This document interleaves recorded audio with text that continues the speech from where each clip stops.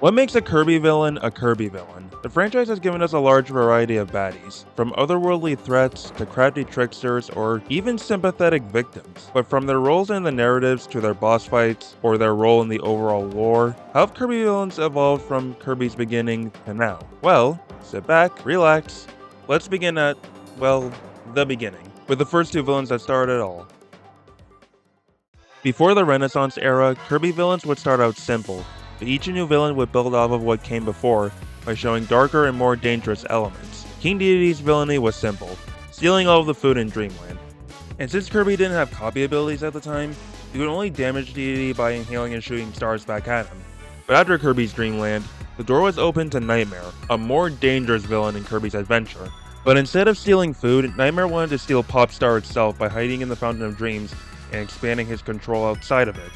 Nowadays, we know who Nightmare is, but you look from the perspective of what Kirby was like in the past, when the only mainline games were Kirby's Dreamland and Kirby's Adventure. Nightmare is an unexpected reveal. It was well hidden by making it seem like King Dedede was pulling schemes again. After all, Kirby's Adventure is all about finding all the broken pieces of the Star Rod after King Dedede broke it to keep Nightmare from extending his control, after Nightmare's been tainting the Dream Fountain.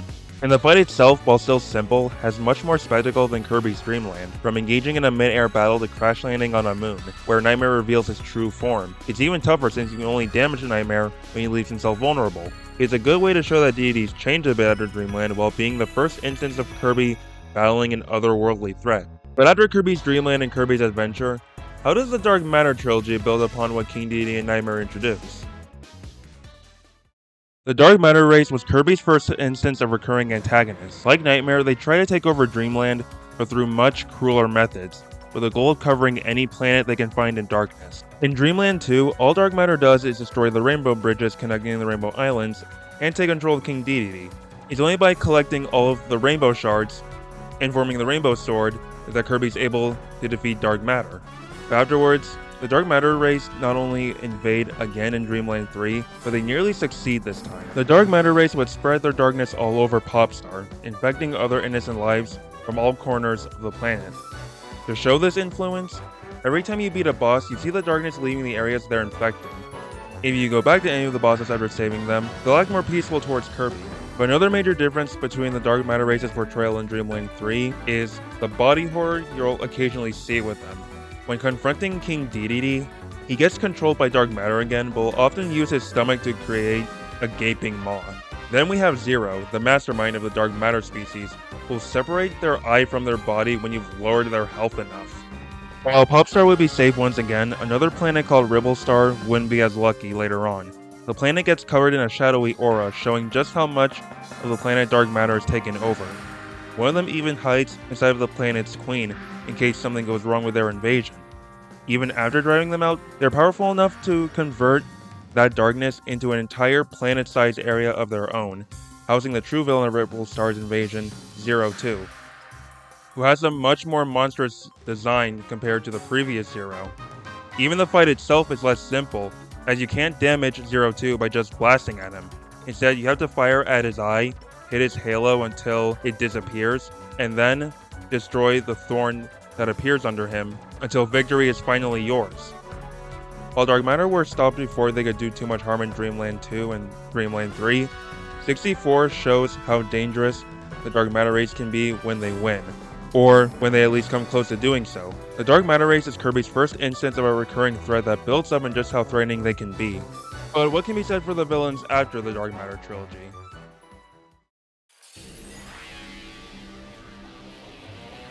After the Dark Matter trilogy, the villains would take a bit of a mixed turn, but not at first, with Dark Might and Dark Meta Knight following up after the Dark Matter race. The evolution these two bring is minimal, but still good in their own rights, as they were Kirby's first instance of threats from alternate dimensions, instead of being a cosmic threat like the Dark Matter race. As a solid first impression, they're the first time we see Meta Knight lose to someone other than Kirby, with Dark Meta Knight not only beating him, but even destroying the mirror to keep Meta Knight trapped. Dark Meta Knight even tries to impersonate the real Meta Knight, showing his willingness to use trickery and underhanded tactics to win, in contrast to the real Meta Knight's more honorable ways of fighting. But what about Dark Mind, the true big bad pulling the strings?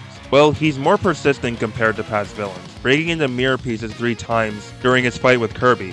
until he finally takes Kirby seriously on the 4th try. Darkmind even uses his own tricks to trip up Kirby, like bouncing back lasers with his mirrors or flipping the arena in a different direction. Even after that defeat, he still tries to make a last-ditch attempt to defeat Kirby. While it's not exactly confirmed, given his resemblance to Zero, it's possible that Darkmind is his Mirror World counterpart, would continue the trend of the Dark Matter species still being an overarching threat. As an introduction to alternate world threats in Kirby, Darkmind and Dark Meta Knight prove to be worthy adversaries. Although, if you're playing Amazing Mirror solo, Darkmind can be a bit of a difficulty spike. You're mostly dealing chip damage because Darkmind's eye is the only thing you can damage, and sometimes you don't have a lot of time to react to his attacks. But, on the bright side, Darkmind and Dark Meta Knight at least have influence and presence in the game's story, which isn't exactly the case for what comes after. Kirby's Squeak Squad is infamous for many reasons, one of the biggest being its villain Dark Nebula. But before Dark Nebula, we're introduced a different group of villains called the Squeaks, a group of thieves, who make off with King Deity's treasure chests and will often get in Kirby's way as he hunts treasure chests in levels. Despite what I just said, Squeaks are a good introduction for 2 reasons. The first being that sometimes it's okay to have simple villains once in a while. I won't say that Kirby doesn't have its fair share of darker elements. Heck, I've just spent 5 minutes talking about them. But those darker elements are just one side of the franchise. It only works because the franchise also has its fair share of lighthearted elements to help balance it out. Which brings me to the second reason, being what they add to the gameplay. While they're simpler villains, on paper the Squeaks are actually a pretty neat idea. Collecting the chests are a big part of Squeak Squad, so having the Squeaks be constant threats adds some pretty good tension to the adventure. Like when you have to race to the chest before one of the Squeaks gets to it, or levels where there are bottomless pits, so you have to be careful when knocking the chest away from the Squeaks, or carrying the chest yourself, since getting hit by one of the Squeaks will make you drop one of your chests. Their presence adds a sense of competition or rivalry to the adventure, or at least it sometimes does. The problem is the Squeaks show up a bit too often in the levels. Sometimes being so easy to avoid, there isn't really that much tension to their presence, even during times where you have to fight them, because they get stunned easily. But what especially doesn't help is Squeak Squad's plot. Like I said, the lightheartedness can work when it balances out the darker elements, but in Squeak Squad, it doesn't do that. If you've seen lots of Kirby kills God because they stole his cake jokes on the internet, you can thank Squeak Squad for that. From beginning to end, the game puts so much of a focus on Kirby's missing cake and not much else outside of that. Even though Kirby's motivation has always been wanting to help protect his home planet, or just help someone who needed it. Here, it's just about the cake and it lessens the stakes and tension of everything, including the true villain Dark Nebula. Even after he appears out of King Deity's chest and takes control of Daroach, they still make the whole thing about cake. The confrontation itself actually starts out pretty well. Dark Daroach is a difficult fight if you're not prepared. You can throw out bombs that shoot out a giant pillar of flames. His triple star attack bounce around random parts of the screen, and his ice beam can be tricky to avoid. He's a boss who limits the space you can move in to try and take you out, and it makes the encounter pretty intense. But for Dark Nebula himself, there's honestly not much to say about him. He can switch between fire, ice, and electricity to launch unique attacks, which is neat, but Dark Nebula has so little defense that you can pretty much beat him quickly before even seeing any of those attacks. Even if you do somehow, they're slow and easy to dodge, or won't even do that much damage if those moves do hit you. His only other form of offense besides that is these little stars that he shoots at you, which are also slow and easy to dodge.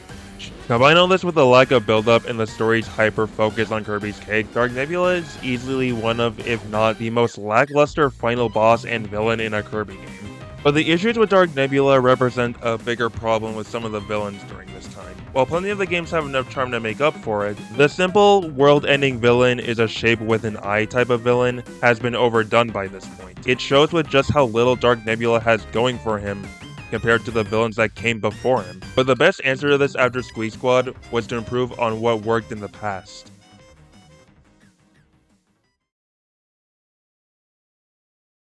In between Dreamland 2 and 3 was a game called Kirby Superstar, which later got a DS remake that was released after Squeak Squad, called Kirby Superstar Ultra. While the game does have multiple antagonists and villains, the main star villain of the game is Marx, and there's plenty that makes him stand out from what came before. Now, the only downside to Marx is his lack of build-up and somewhat lacking a bit in characterization, but that's understandable as Superstar being about playing loads of sub-games instead of being a full-on adventure. But even before the remake, Marx is the first Kirby villain to act more on thinking and planning, by tricking the sun and moon into fighting each other and tricking Kirby into summoning Galactic Nova, all so that he could wish for the power to take over Popstar. But Marx's trickery also extends to his boss fights, from dropping seeds that grow into vines with spikes on them, to trying to land surprise attacks on Kirby, and constantly teleporting to make it harder for Kirby to land a hit on him. All the while, the creepiness factor of the previous villains is amped up with Marx as he constantly makes disturbing expressions and summons a black hole by splitting himself in half. Marx even chuckles and laughs as the fight goes on,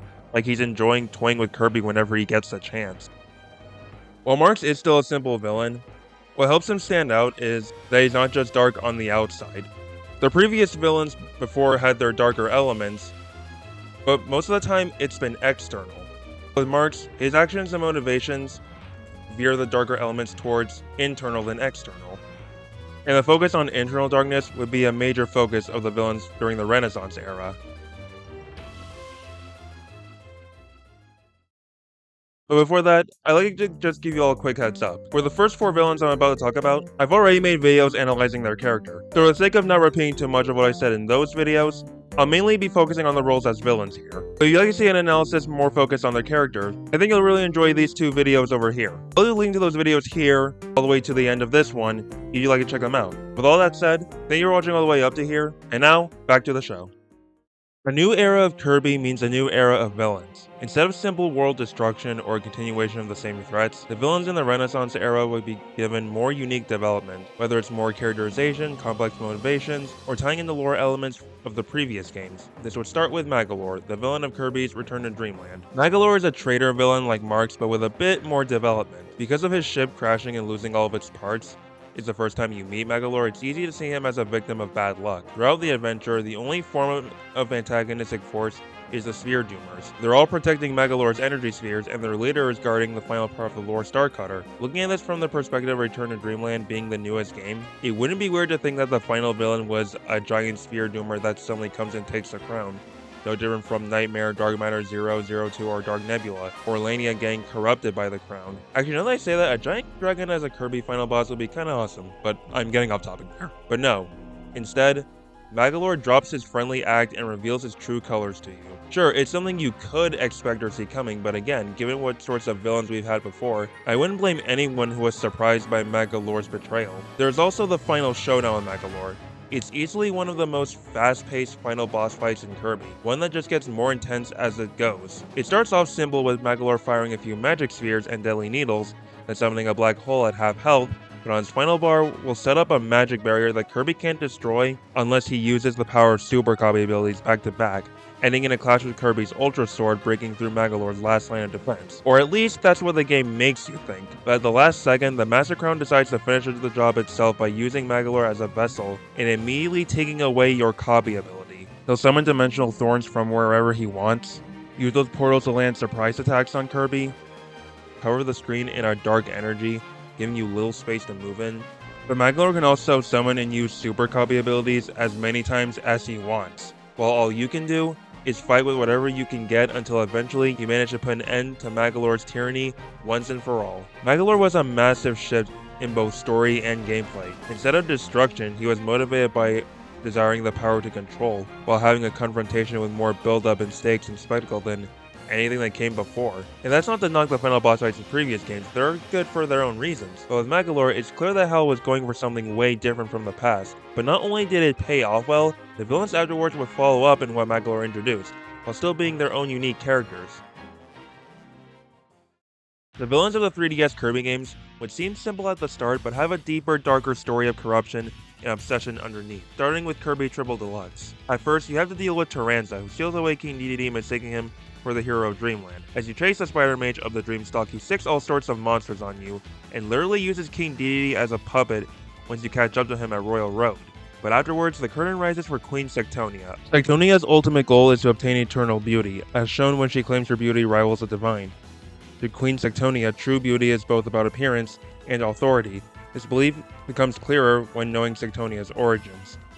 Sectonia is only a corrupt queen due to the Dimensional Mirror, same one from Amazing Mirror.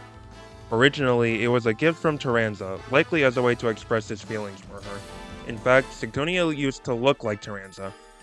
but gazing into the mirror too much would eventually warp her desire for beauty into a dark and twisted obsession. Sectonia's obsession with beauty grew so dark, she used magic to alter her appearance into her more powerful bee-like form you first meet her in, then used her newfound power and authority for trapping the people of the sky in cages, nearly killing Tyranza for his failure, and fuses with the Dreamstalk for the sake of furthering her beauty and authority even more, saying all life on Popstar and Floralia are nothing more than her sustenance. But the tragic part is, while Sectonia is causing these actions, they're a result of the Dimensional Mirror's influence, through powers outside of Sectonia and Tyranza's control. Because of the mirror's corruption, Sectonia becomes so self-absorbed with who she is on the outside, she slowly loses who she was on the inside. Every other villain before was evil from the very beginning, and the only other corrupted villain at the time was Dark Daroge. But here, corruption serves as a way to make Sectonia and Tyranza sympathetic victims. But this wouldn't be the only time we'd be graced with tragic villains. Kirby Planet Robobots villains are the Haltmann Works Company, run by President Haltmann and his secretary Susie. They're a bit of an alternate take on Tyranza and Sectonia. Instead of an object being the corruptor of the villains of the company become the corruptors themselves. The company's goal is to forcibly mechanize any planet they can find for the sake of increasing prosperity for their company, and the game wastes no time to show you the dangers of their actions. They turn Wispy Woods into a mechanical monster, pitting Kirby against a mechanized version of Meta Knight, even creating hostile clones of King Dedede. But their corruption reaches its height when first meeting President Haltmann and Stardream, the company's mother computer. But in the past, Haltmann used to have a more caring side to him, especially to Susie, his daughter now secretary. One day, Susie was sent into another dimension, when Haltmann was testing an incomplete Stardream space-time transport program. Haltmann believed instead that the accident ended her young life and spent years using an incomplete Stardream to try and revive her. Not only would this slowly erase his memories of Susie, but when Susie found a way back to her father, now an adult herself, he couldn't remember her, but hired her as his secretary based on a familiarity he felt with her presence. Susie would get payback on Haltmann by taking Stardream's control helmet from him just as he's about to put it on, and planning to sell Stardream's data to a startup company. But unbeknownst to Susie, this would end up doing more harm than good for the both of them. Honestly, it's no wonder Stardream becomes hostile after absorbing Haltmann's soul. Like Sectonia, you're shown multiple times how far gone his compassionate side is. It's why Stardream changes from a neutral machine to a world-ending monster after absorbing Haltmann's soul. It's absorbing a soul that's been corrupted and tainted by Haltmann's own actions, thereby corrupting Stardream into a soulless machine that wants to erase all current life to begin a new age, all for the sake of the company's prosperity. Though when you think about it, Stardream's situation isn't all too different from Galactic Nova. Galactic Nova is a neutral machine, but only becomes antagonistic because of Marx's influence, much like how Haltmann's tainted soul becomes an influence for Stardream's darker change. But the concept of the characters being the corruptors of the true villain is an interesting concept for Kirby villains. And Planet Robobot wouldn't be the only time we get a Kirby villain like this.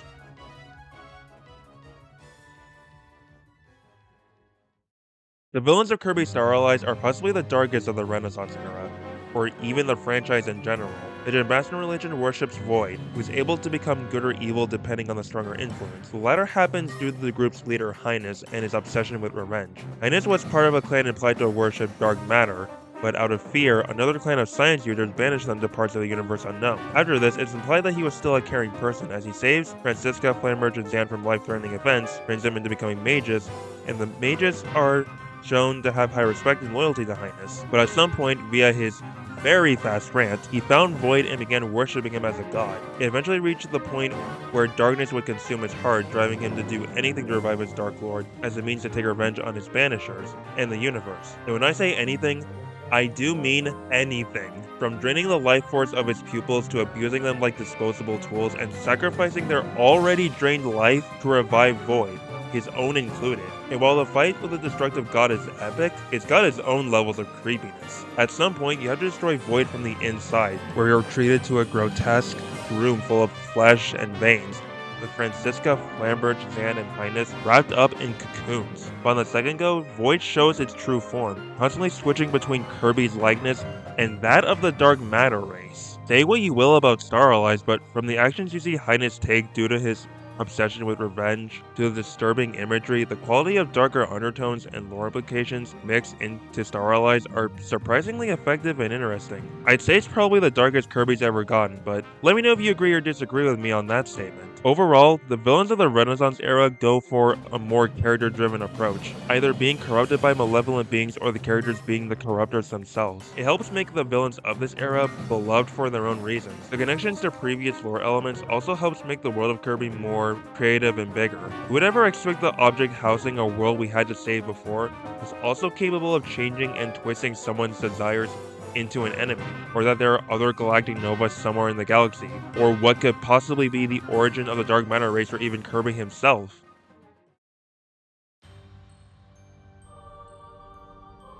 And here we are, at Kirby's most recent villain at the time, Fecto Elfilis. His darker presence as Fecto Forgo is a massive tonal shift due to the Peace Pack being simpler villains. Elfilis is an example of how a simpler villain in Kirby can still work on their own. Elfilis isn't a version to the simpler Kirby villains in past games. While they were threatening, they were limited in characterization or motivation. Plus, most of the time, the first time you encounter them is also the last time you encounter them, unless they have a soul form in the true arena. But Elfilis is given much more development in terms of how threatening they can be and what they are. With the exception of maybe Nightmare, villains like the Dark Matter race seem to be acting on spreading darkness and destruction just because it's in their nature to do so, because that's how they were formed and born to be. Something like Void if the two are truly related, and the same could also be said for Dark Mind and Dark Nebula.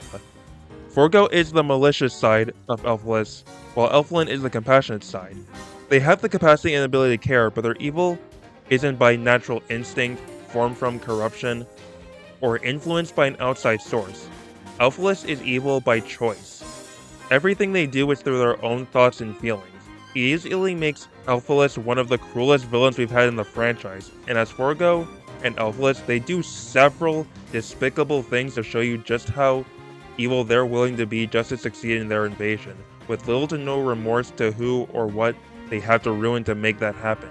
They use their psychic powers to control the Beast Pack and Leongar, but throughout the fight you can see Leongar struggling to fight Elfilis back. They absorb any living thing near them to form a monstrous amalgamation just to steal Elflin back, attempt to crash Popstar into the new world to end the lives in both worlds, even retreating to a backup world they created in case all else fails, where they continue to control Leongar and form an army of illusory beings. But just when you think they've had enough, Elfilis creates an even more powerful version of himself just to have another shot at taking Kirby down.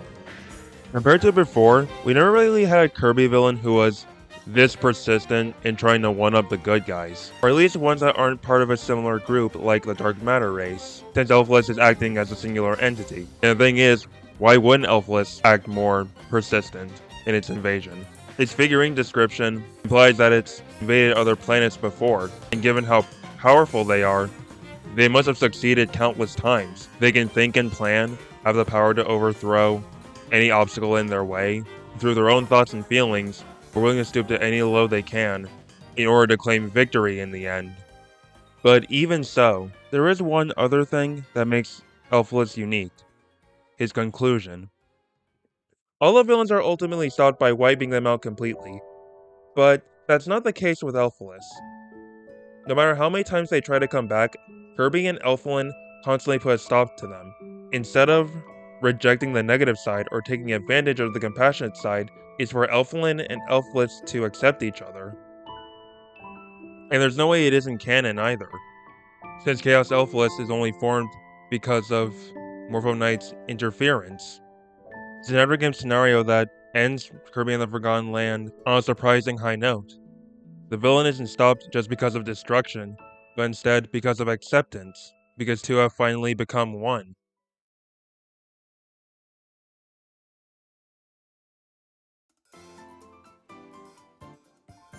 Looking back, there are so many unique villains in Kirby. I doubt there's just one answer to what makes a Kirby villain a Kirby villain. But if you ask me, I think the answer is how well each of them represents what makes the franchise unique and appealing for its own reasons. The current director of Kirby, Shinya Kumasaki, said the philosophy of Kirby games is to be approachable but deep, being easy to pick up and play by anybody, but introducing more difficult elements the further you go into the games. and I think the villains are representative of that. Whether they're a surprising twist that ups the stakes during the climax of the games, whether it's story, lore, character, or their boss fights, they all have something more going for them beyond the surface.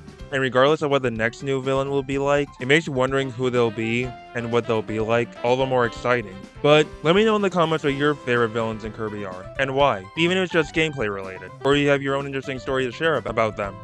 If you like video essays on Kirby, on Nintendo games in general, and would like to see more, then please, do leave a like to help spread the video out, and subscribe to stay updated on when more will come.